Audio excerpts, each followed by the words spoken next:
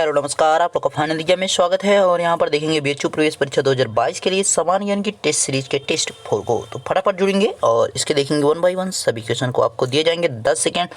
तो आपको 10 सेकेंड के अंदर में ही सभी क्वेश्चन के जवाब करने रहेंगे।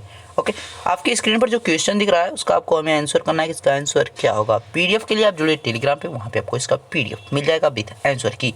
ओके, तो पहले क्वेश्चन की तरफ बढ़ते हैं और पहला क्वेश्चन आपकी स्क्रीन पर है भाई। आप पहले क्वेश्चन का जवाब करेंगे कि इसका सही उत्तर क्या होगा। फटाफट बताएंगे आप लोग सही उत्तर इसका क्या है। पहले प्रश्न का जवाब,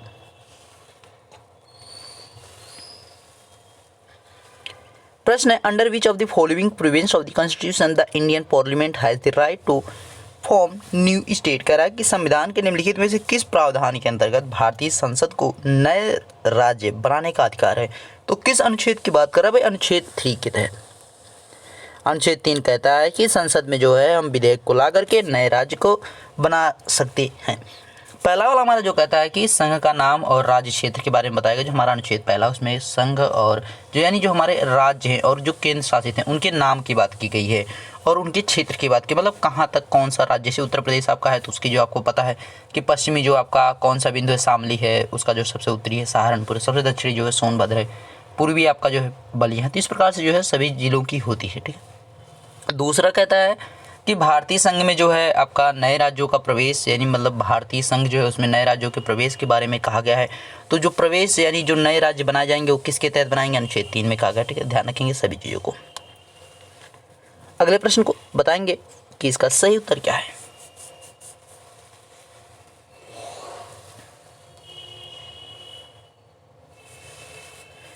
प्रश्न है identify the correct food chain. तो ग्रास है, रैबिट है, फॉक्स है। सही खाद्य श्रृंखला का चयन करना है। घास को जो है खरगोश खाता है, खरगोश को लोमड़ी खा सकती है ना। तो यहाँ पे जो खाद्य श्रृंखला बन रही है वो चारण खाद्य श्रृंखला बनेगी। ध्यान रखें क्या बनेगी? चारण खाद्य श्रृंखला बनेगी। ओके, यानी बर्ड फूड चेन की बात कर रहा है। अगला प्रश्न है स्क्रीन पर, आपको जवाब करना है इसका सही उत्तर क्या होगा। फटाफट बताएंगे अगले प्रश्न का सही उत्तर क्या होगा।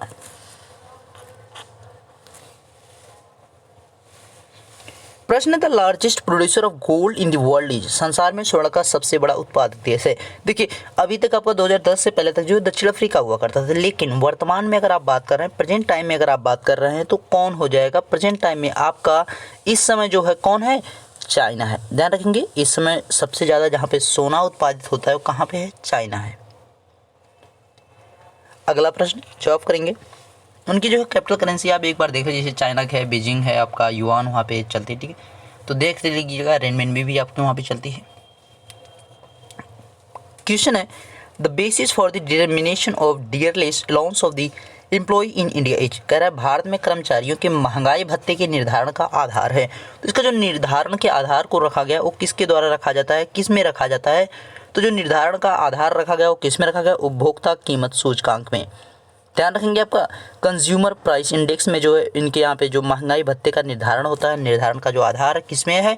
आपको उपभोक्ता कीमत सूचकांक में देखने को मिल जाएगा। प्रश्न को बताएंगे इसका सही उत्तर।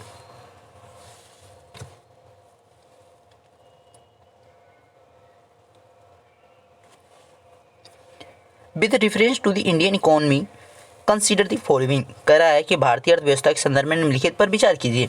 कह रहा है bank rate, open market operation, public डेप्ट, पब्लिक रेवेन्यू, बैंक दर, खुली बाजार कार्रवाई, लोक ऋण, लोक राजस्व। उपर्युक्त में से कौन सा मौद्रिक नीति का घटक है या के घटक हैं? तो दोनों चीज़ों को बोल रखा है। देखिए यहाँ पे जो हमारा बैंक दर है और खुली बाजार है, ये हमारे क्या होते हैं?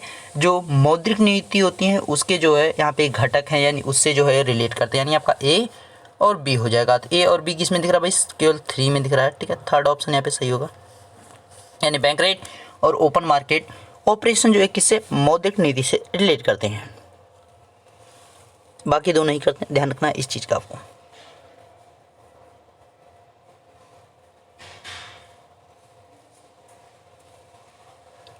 What is the minimum age prescribed for the election of the president of India. Bharat के राष्ट्रपति के निर्वाचन के लिए न्यूनतम निर्धारित आयु कितनी है? तो राष्ट्रपति बनने के लिए 35 वर्ष। ध्यान रखना है। या आपका राज्यपाल बोले या गवर्नर बोले तो भी आपका कितना है? 35 साल है। तो ये भी ध्यान रखना है आपका। ठीक है, राज्यपाल के लिए भी 35 साल है। 30 साल की आप अगर बात करते हैं तो राज्यसभा सदस्य की बात करता है। राज्यसभा सदस्य बनने के लिए आपको 30 साल का होना चाहिए।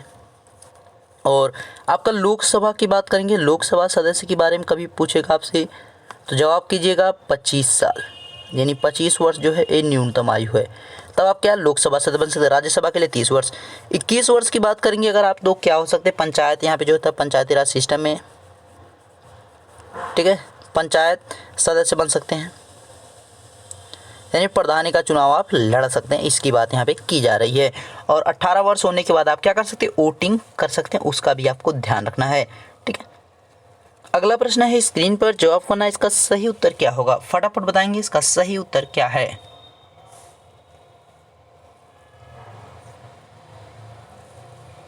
Who was the founder of nihilism, nihilism की बात कर रहा है, शून्यवाद मत के प्रणेता कौन थे। तो इसके जो प्रणेता बताए गए हैं कौन, नागार्जुन को। नागार्जुन को जो भारत का आइंस्टीन भी कहा जाता है, ये भी आपको ध्यान रखना है।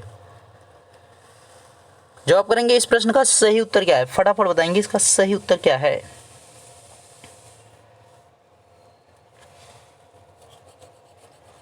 क्वेश्चन है, who among the following was court historian of Mahmud Ghaznavi, निम्न में से महमूद गजनवी का दरबारी इतिहासकार कौन था।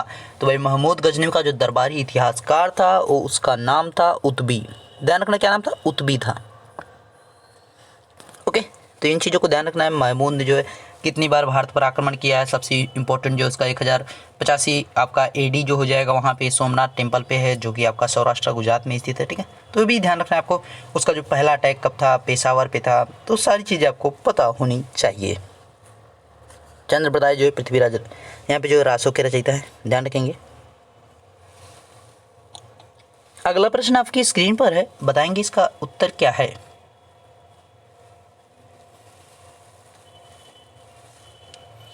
Who is considered as the father of political science, राजनीति विज्ञान का जनक किसे माना जाता है। तो राजनीति विज्ञान का जो जनक कहा जाता है, जनक के रूप में जिसको जाना जाता है, वो पर्सन है Machiavelli.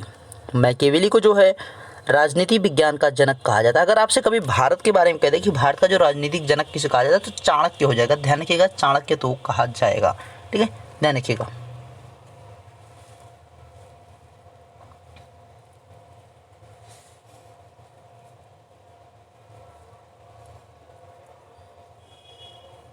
Which of the following is not an essential element of state, कह रहा है निम्नलिखित में से कौन सा राज्य का आवश्यक तत्व नहीं है। तो किसी भी राज्य का जो आवश्यक तत्व होता है वहाँ पे होता कौन कौन है, पहले हमें उसके बारे में पता होना चाहिए। देखिए, जनसंख्या होनी चाहिए, यानी सेंसस की बात करेंगे, सोवर्जिनिटी होनी चाहिए, यानी संप्रभुता होनी चाहिए, और एक आपका क्या होना चाहिए, भूमि होना चाहिए, यानी जमीन होना चाहिए, लैंड होना चाहिए। आर्थिक समृद्धि की बात हमारा जो है राज्य के आवश्यक तत्व में नहीं है, यानी एसेंशियल तत्व में नहीं आता है, एसेंशियल एलिमेंट में नहीं आएगा। तो यहाँ पे आपका सेकंड ऑप्शन सही है, ठीक है। जनसंख्या, संप्रभुता और भूमि, ये तीनों जो है इंपॉर्टेंट है कि ये मतलब रहने चाहिए, मस्ट ये आपके हैं। अगले प्रश्न को बताएंगे इसका सही उत्तर क्या है, फटाफट बताएंगे इसका सही जवाब।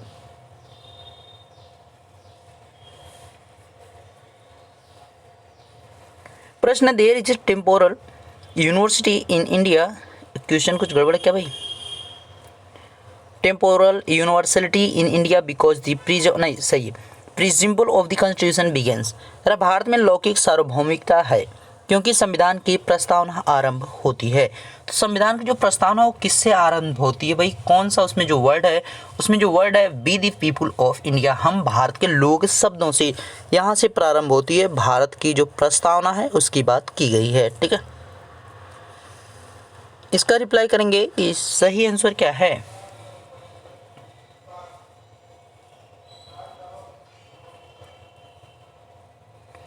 By which constitutional amendment Delhi was given the status of national capital territory, यानी NCR की बात की जा रही है, नेशनल कैपिटल रीजन की बात की जा रही है। किस संविधान संशोधन द्वारा दिल्ली को राष्ट्रीय राजधानी क्षेत्र का दर्जा दिया गया। तो भाई किस संशोधन की बात कर रहा है, किस संशोधन के बारे में कहा गया है, तो जो आपका 69वां अमेंडमेंट था, यानी 69वां जो संशोधन था जो किया गया था कब, 1991 में। तो ध्यान रखना है 1991 में आपका क्या हुआ, दिल्ली को जो राष्ट्रीय राजधानी क्षेत्र के तौर पर घोषित कर दिया गया। इंपॉर्टेंट है, याद रखिएगा इसको। अगले प्रश्न की तरफ बढ़ेंगे और अगला प्रश्न आपकी स्क्रीन पर है, जवाब करेंगे इसका सही उत्तर क्या है।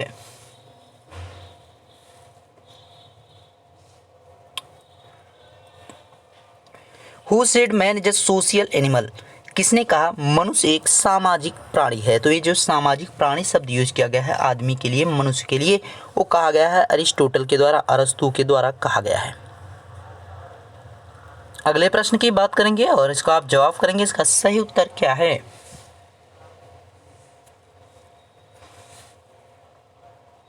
देखिए जिसमें कुछ एक्सप्लेन करने लायक उन चीज़ों को बताया जाएगा, ठीक है। विच of the following is considered a passive means of production, निम्न में से उत्पादन का निष्क्रिय साधन किसे माना जाता है। तो जो निष्क्रिय साधन माना जाता है, देखिए सक्रिय जो साधन आएंगे आपका पूंजी हो जाएगा, श्रम हो जाएगा, और यहाँ पे जो है आपका क्या हो जाएगा, पूंजी हो गया, श्रम हो गया, ये सब हमारे क्या होते हैं, सक्रिय साधन होते हैं। लेकिन जो भूमि है वो हमारा जो यहाँ पे निष्क्रिय साधन में आते हैं, ठीक है। यानी लैंड की बात कर रहा है, लैंड हमारे जो निष्क्रिय में आ जाते हैं। अगले प्रश्न की बात करेंगे। अगला प्रश्न आपको बताना है कि राइट आंसर क्या है।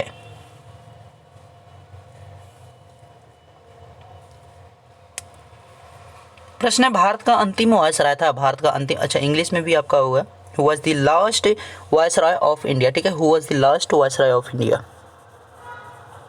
Who was the last viceroy of India, if India, then कि who was the last viceroy of India. तो यहाँ पे जो लास्ट वायसराय था लॉर्ड माउंटबेटन था, इसका भी आपको ध्यान रखना है। कौन था, लॉर्ड माउंटबेटन। अगर आपसे भारतीय पूछ देगा तो चक्रवर्ती राजगोपालाचारी, ध्यान रखिएगा। अगर आपसे कहे कि प्रथम व अंतिम भारतीय वायसराय कौन था, तो CR आप कहें या तो चक्रवर्ती राजगोपालाचारी भी आप बोल सकते हैं। तो ध्यान रखेंगे इस चीज़ का आपको, ठीक है। चलिए भाई इसको बताएंगे, इस प्रश्न का सही उत्तर क्या है।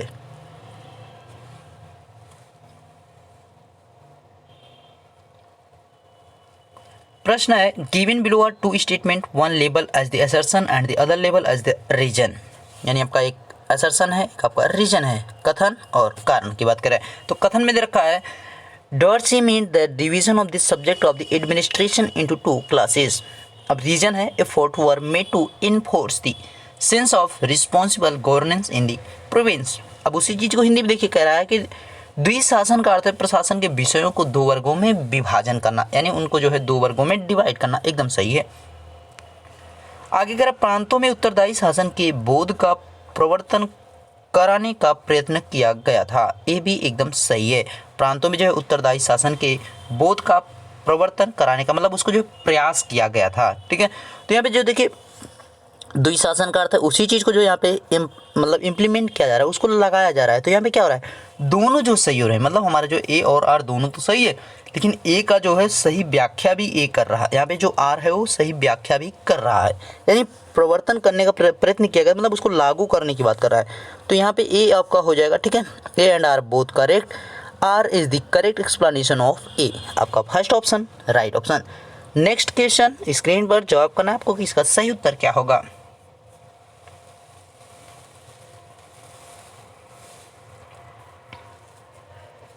प्रश्न है विच of the following events happened last, निम्नलिखित में से कौन सी घटना सबसे अंत में हुई, यानी सबसे आखिरी में हुई। तो हम एक एक की बात करें। चौरी चौरा घटना की अगर आप बात करते हैं तो कब हुई थी भाई, 1922 में। चौरी चौरा घटना 1922 में हो गई। अब यहाँ पे अगर दांडी मार्च यात्रा की बात करते हैं तो कब हुई भाई, 1930 में हुई थी, 1930 में हुई। अगर आप गांधी इरविन पैक्ट की बात करते हैं तो 1931 में हुआ था। गांधी इरविन इम्पैक्ट जो हुआ था, यानी समझौता, गांधी इरविन समझौता जो हुआ था 1931 में हुआ था। सांप्रदायिक निर्णय की जो घोषणा की गई थी 1932 में की गई थी। यहाँ पे जो पूना पैक्ट है उसकी बात कर रहा है। तो यहाँ पे आपका सांप्रदायिक निर्णय की घोषणा जो की गई 1932 में की गई। तो सबसे लास्ट में कौन, 22, 30, 31, आपका यहाँ पे फोर्थ जो हो जाएगा declaration of the communal decision की बात कर रहा है। Fourth option is the last events, ठीक है, यानी सबसे जो लास्ट में हैपेंड हुआ था। तो अगले प्रश्न को आप बताएंगे कि अगला प्रश्न क्या है सही इसका जवाब।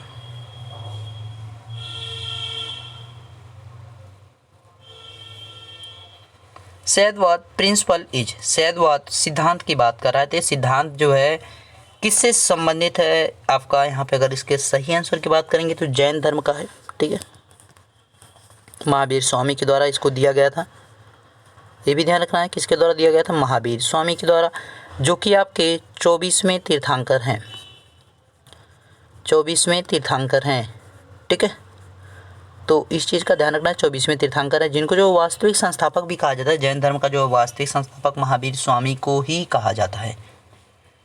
अगला प्रश्न है स्क्रीन पर। अगले प्रश्न को आप बताएंगे कि इसका सही उत्तर क्या है। फटाफट बताएंगे इसका सही उत्तर क्या है।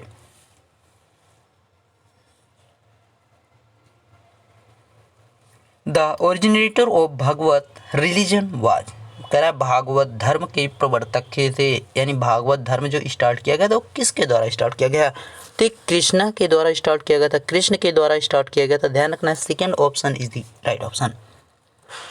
बढ़ेंगे अगले प्रश्न की तरफ। अगला प्रश्न आपकी स्क्रीन पर, जवाब करना है इसका सही उत्तर क्या है।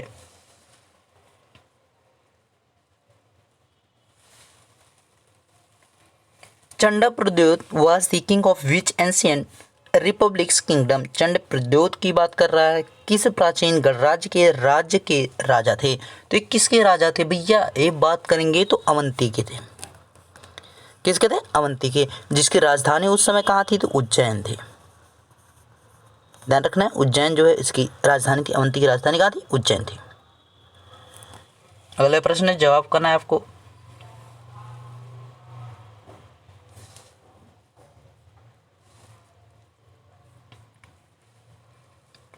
When is cancer day celebrated? Cancer दिवस कब मनाया जाता है? तो ये कब मनाया जाता है भाई? 4 फरवरी को। यानी कि 5 दिसंबर आपका सॉइल हो जाएगा, ठीक है। 8 मार्च आपका अंतर्राष्ट्रीय महिला दिवस। 21 को आपका क्या हो जाता है? 21 सितंबर को क्या हो जाएगा? अंतर्राष्ट्रीय शांति दिवस, इंटरनेशनल पीस डे की बात कर रहा है। अगला प्रश्न है स्क्रीन पर, जवाब करना है आपको। इसका सही उत्तर क्या है?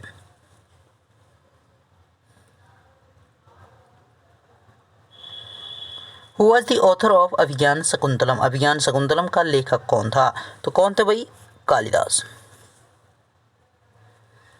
जवाब करना है, इसका सही उत्तर क्या है? करेक्टली मैच्ड की बात कर रहा है भाई। इसमें जो है सही मिलान कौन सा है? एक साइड टेम्पल है, एक साइड डेंसिटी है, यानी मंदिर और वंश की बात कर रहा है। तो एलोरा जो है किसके द्वारा बनवाया गया था भाई? राष्ट्रकूटों के द्वारा। ध्यान रखना है, एलोरा जो बनवाया गया है वो राष्ट्रकूट शासकों के द्वारा बनवाया गया है। राष्ट्रकूट शासकों के द्वारा। महाबलीपुरम की बात करेंगे तो पल्लव शासक इसको बनवाए। देखिए ये आपका पल्लव शासक यहाँ पे 3rd पे दे रखा है, जबकि आपका 2nd में है। तो पल्लव यहाँ पे कर दीजिएगा पल्लव शासक। मीनाक्षी टेम्पल की बात करेंगे तो भाई इसके सामने जो है पल्लव दे रखा है, जबकि इसको बनवाया पांड्य शासकों ने। और खजुराहो चंदेल शासक एकदम सही है, यानी आपका यहाँ पे 4th ऑप्शन ही सही होगा, ठीक है। खजुराहो को जो है चंदेल शासकों के द्वारा बनवाया गया था। बाकी जो है आपका एलोरा राष्ट्रकूट, महाबलीपुरम जो है पल्लव के शासक है, और मीनाक्षी जो है पांड्य के शासनकाल में बनाया गया। इस प्रश्न को बताएंगे कि इसका सही उत्तर क्या है। फटाफट बताएंगे भाई। विक्रमशिला विश्वविद्यालय किस संप्रदाय से संबंधित था? विक्रमशिला डायनेस्टी, यहाँ पे सॉरी, विक्रमशिला विश्वविद्यालय किस संप्रदाय से संबंधित था? इंग्लिश में भी आपका वही हो गया, ठीक है। हिंदी इंग्लिश दोनों आपका सेम दे रखा है। तो विक्रमशिला की बात कर रहा है। तो विक्रमशिला विश्वविद्यालय जो है कौन से धर्म से अगर संबंधित है तो बात करेंगे तो बुद्धिज्म से था, बौद्ध धर्म से था। इसको जो बसाया किसने? तो धर्मपाल ने बसाया। ध्यान रखना है, विक्रमशिला विश्वविद्यालय की जो स्थापना की गई धर्मपाल के द्वारा की गई है। ध्यान रखना है आपको, ठीक है। ये पाल वंश का संबंधित है। पाल वंश की स्थापना जो गोपाल के द्वारा की गई वो भी आपको ध्यान रखना है। अगला प्रश्न आपके स्क्रीन पर है। अगले प्रश्न को आप बताएंगे कि इसका सही उत्तर क्या है।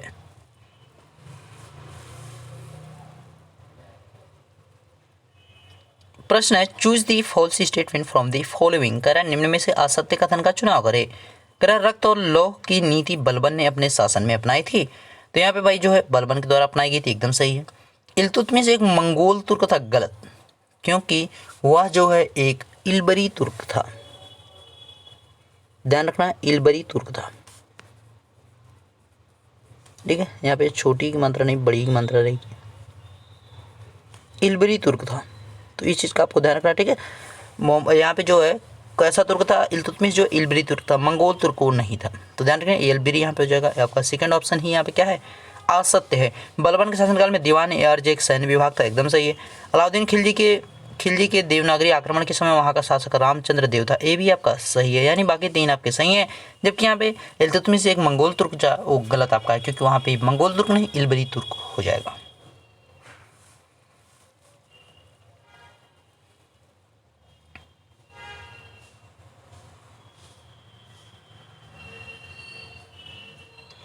He was a scholar of both Hindi and Persian language. Hindi और फारसी दोनों भाषाओं का विद्वान था। तो भाई कौन था? अमीर खुसरो था। ध्यान रखेंगे, अमीर खुसरो जो है दोनों भाषाओं का अच्छा ज्ञाता था। ठीक है, हिंदी का भी और फारसी का भी। अगले प्रश्न को आप बताएंगे कि इसका सही उत्तर क्या है। फटाफट बताएंगे भाई, इसका सही उत्तर क्या है।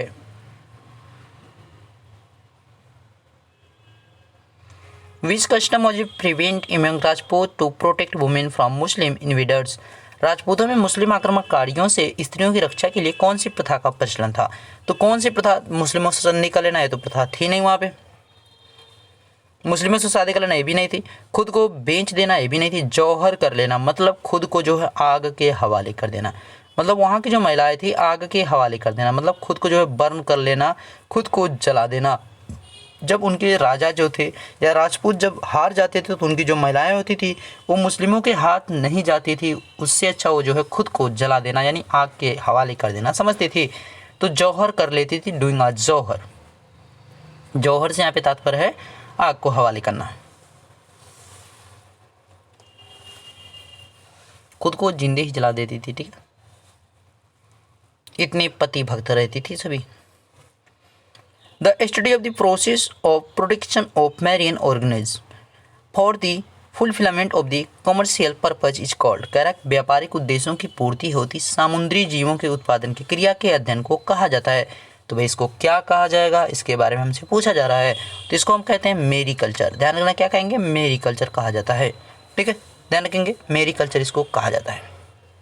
और वेजिकल्चर जो होता है भाई, वेजिकल्चर में क्या आदि मानव द्वारा जो हमारे पहले सबसे खेती की गई थी। ठीक है, जो आदि मानवों के द्वारा सबसे पहले जो खेती स्टार्ट की गई तो उसको जो है वेजिकल्चर कहा जाता है। उसके बारे में जो अध्ययन किया गया, उन खेतियों के बारे में जो अध्ययन किया गया उसको वेजिकल्चर कहा जाएगा। और नेमारी कल्चर की अगर आप बात करें तो भाई नेमारी कल्चर क्या है? तो मानव द्वारा जो है जब आदमी जो है जैसे जंगल में जाते हैं तो फूल है, पौधे हैं, इन सबको एकत्रित करते, मतलब अच्छे अच्छे जो पौधे हैं, अच्छे अच्छे फल हैं, फूल हैं, इन सबको एकत्रित करते हैं। जो है लकड़ी, जड़, ये सब एकत्रित जो करना वहाँ पे जो है निमारी कल्चर के तहत आता है। ओलेरी कल्चर जो यहाँ पे आपका साग सब्जियों से आपका हो जाएगा। ठीक है, जो आपका ज़मीन पे फैली हों उनके बारे में कहते हैं। ठीक है, उसके अध्ययन की बात कर रहा है।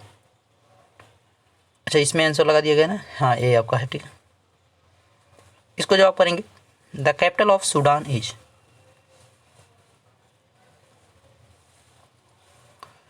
सूडान की राजधानी की बात करा भाई, सूडान खार्तूम। पाउंड आपका हो जाएगा, यहाँ पे पाउंड चलती है। ठीक है, ध्यान रखना, सूडान खार्तूम पाउंड। तो बाकी आपको जो यहाँ पे जैसे पुर्तगाल का है, आपका कनाडा का है, किगाली किसकी राजधानी है आपको कमेंट करके हमें बताना है। ठीक है, लास्ट क्वेश्चन आपकी स्क्रीन पर है, आपको फटाफट बताना है इसका सही उत्तर क्या होगा।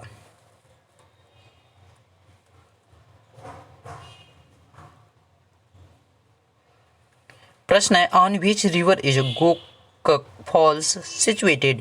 गोकक जलप्रपात किस नदी पर स्थित है? तो गोकक जो जलप्रपात है वो भाई गोकक नदी पर ही स्थित है। ध्यान रखना, इसी नदी के नाम पर ही दिया गया है इसका नाम।